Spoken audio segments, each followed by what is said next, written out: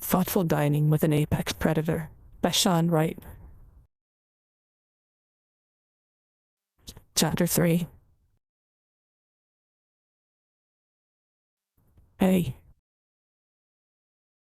What are you doing? Asked Stash. Are you kidding me? Isn't it obvious? Asked Dr. Pickett. No, said Stash. Sex, said Dr. Pickett. Sure, said Stash. Take off your coat, said Dr. Pickett. No, I always wear the coat, said Stash. Pickett was a little put off that he wasn't listening to her, but she could make it work. Do you have protection? Asked Dr. Pickett. Protection? What mating customs would we use that would be dangerous? Asked Stash. Never mind, I have something, said Dr. Pickett. Men are the same in all cultures, thought Dr. Pickett. What is this? Asked Stash. A condom, said Dr. Pickett. But what's it for? Asked Stash. It prevents pregnancy, said Dr. Pickett. My goodness, Moroccans are prudes, and this guy's a doctor, she thought. Where does it go? Asked Stash. Down there, said Dr. Pickett. On my squee? Why? Asked Stash. It prevents your sperm from getting through and making me pregnant, said Dr. Pickett. Won't the boof just chomp chomp, said Stash. Shoot through it? No, said Dr. Pickett. He must just hand out MDs in Morocco, thought Dr. Pickett. 2 minutes and 43 seconds later. Thank you, said Stash. Yeah, this was definitely what I had in mind, said Dr. Pickett. Stash proves himself to be capable of carrying out the absolute minimum required of bipedal mammalian mating. Dr. Pickett stares at a broken condom. See, I tell you, the booth shoot right through this, said Stash. I have got to find a spermicide. I can't get pregnant with this old baby. How does an educated woman let herself get into a situation like this? Asked Dr. Pickett. Thoughtful Dining with an Apex Predator by Wright. Chapter 4. What's wrong with you? Asked Frenchie. I'm a bit weirded out, said Dr. Pickett. You're weirded out. I just watched this guy drink a steak. What happened? Asked Frenchie. The condom broke, said Dr. Pickett. Oh, said Frenchie. And he's an idiot, said Dr. Pickett. Oh, said Frenchie. And I don't think he's a doctor, said Dr. Pickett. I'm pretty sure that they aren't Moroccan either. Luckily you are on a medical ship, so you can get this spermicide, said Frenchie. That's my next stop, said Dr. Pickett. Dr. Pickett stared out the window at the stormy skies rolling in and took a long pull from the bottle of Daniels. Well, how was it? Asked Frenchie. Textbook generic, said Dr. Pickett. This is going in the journal, said Dr. Pickett. What journal? Asked Frenchie. My dad made a journal so that we could record all the things our family has done wrong and shouldn't do again, said Dr. Pickett. Why? Asked Frenchie. My family hasn't exactly made the best choices in life, said Dr. Pickett. I haven't known you for too long, but that seems obvious, said Frenchie. No more sex, and while I'm at it, alcohol was a big reason I ended up at sex, said Dr. Pickett. Okay, no more alcohol either, said Frenchie.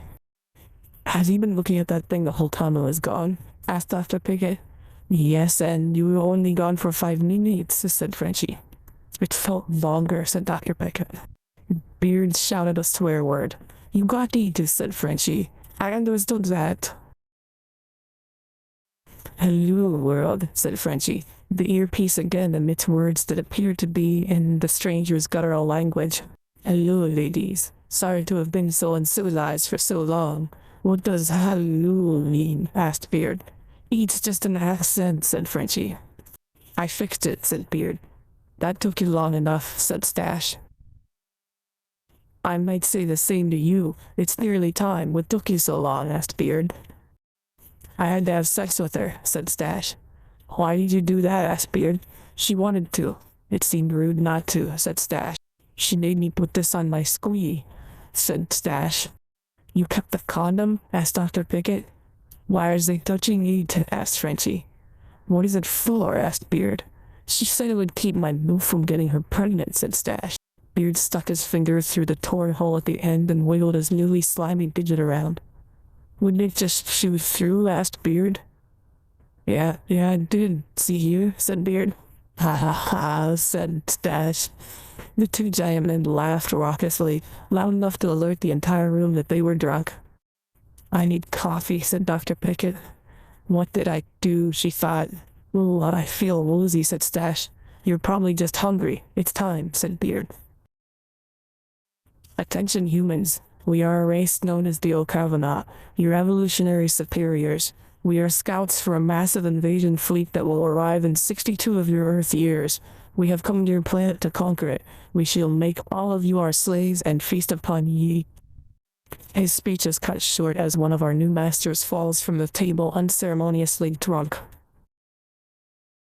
What's wrong with him? Asked the bartender. He can't handle his liquor, said Dr. Pickett. And his sperm have teeth, she thought.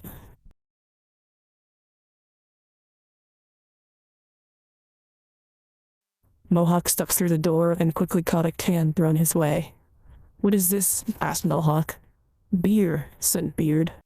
Mohawk drank the beverage. I love beer, said Mohawk. Thank God for their distinctive non-repeating hairstyles, or I would never know what to call them. Beard throws more of the cans to his fellows, and they are all as giddy to drink the liquid as high school boys or soon-to-be Supreme Court justices. I love beer, but what I need is, said Stash.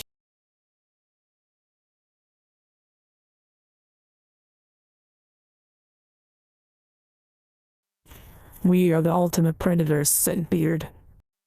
Crash. He told me he was in the Merchant Marines. I hope that's close enough to the Marines. Snap. Dr. Pickett is pinned under the Merchant Marine. She can only guess, albeit a good one, at what is happening now. He was the most likely to defeat them in martial combat, and he was thrown like a rag doll, she thought. After seeing how easily the Merchant Marine was lost, most of those that chose to fight are likely gone now. Ow, they screamed. That left those whose fight or flight reaction tended toward the latter to be cherry-picked by the ravenous, blood-hungry, and beer-thirsty O'Kavanagh. There was crying and whimpering from a few spots in the room. Okay, one arm free, thought Dr. Pickett. Also, the sound of more beers being opened by the O'Kavanagh. Thud, went Frenchie. I can't tell if Frenchie is pleading with me to help or just in shock at the strange turn of events her last day just took, thought Dr. Pickett. With one last act of defiance, uncharacteristic of the French, but as we discussed, she is actually Dutch, she reached up and struck Beard's face. Her fist failed to gain purchase on his jaw, but slid off and struck his ear, causing the translator to fly off. Fixie de gain, you bastard, said Frenchie. He had no need for the earpiece. Why should anyone talk to their food? The O'Kavanagh were shouting orders at each other in their language. Graga putakwachi, farga bet achu. I have no idea if any of the O'Kavanagh are watching me, thought Dr. Pickett. If I'm going to get out of this alive, I need to know what they are saying. Beard's description of his race as the ultimate predators may not have been far off. They did all this with their bare hands after all, thought Dr. Pickett. That's interesting. He is super wobbly and he hasn't had much beer by the standards of a man his size, thought Dr. Pickett.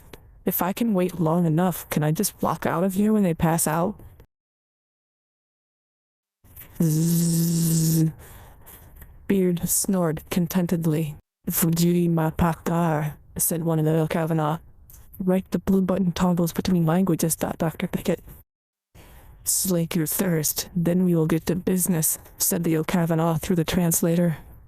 Stash must be in charge. At least I slept with the alpha evil alien vampire. Another one? Seriously, how many are there, thought Dr. Pickett. Slurp.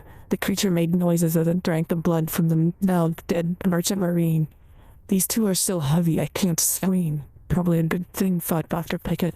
Secure the blood refrigerated in the hold. We'll transport it to the others in the morning. Our brothers will feed and we can rule this world, said to O'Kavanagh. Slurp, slurp. Great, there's more of them somewhere else, thought Dr. Pickett. Gurgle. How long could it take to drain a body of blood, thought Dr. Pickett. It feels like hours, but it must have been minutes. Please go to sleep, thought Dr. Pickett. Gurgle. Red eyes. That would have been a giveaway too. Not human. I wonder if Stash's eyes were red too, thought Dr. Pickett. Stringy was this one's name. Looked right at her, but it was with hollow eyes that couldn't register what they saw. I can't free myself from your weight and the lug that's already on top of me. If you're going to pass out, just don't do it on top of the pile, thought Pickett. The alcohol did its job and removed the thing's brain from its senses. Now to get some blood on my fingers, thought Pickett. And give him a good whiff, he thought. I saw a lot of terrifying fights in prison with hulking brutes that could throw an average man like a misplaced stuffed animal. These O'Kavanaugh made them look like manic children flailing their scrawny limbs about in a ridiculous tantrum, she thought. Phew. Oh no, what did I do? What's that tingle in my groin? Is that something biting me from the inside? Darn toothy sperm. Oh my gosh, I need a spermicide, thought Dr. Pickett. If I wait long enough, they'll all be passed out drunk. Or maybe they'll find my nice blood-filled body before then. I have to go, she thought. Through the kitchen it is, she thought. Quiet. No one notice me, please.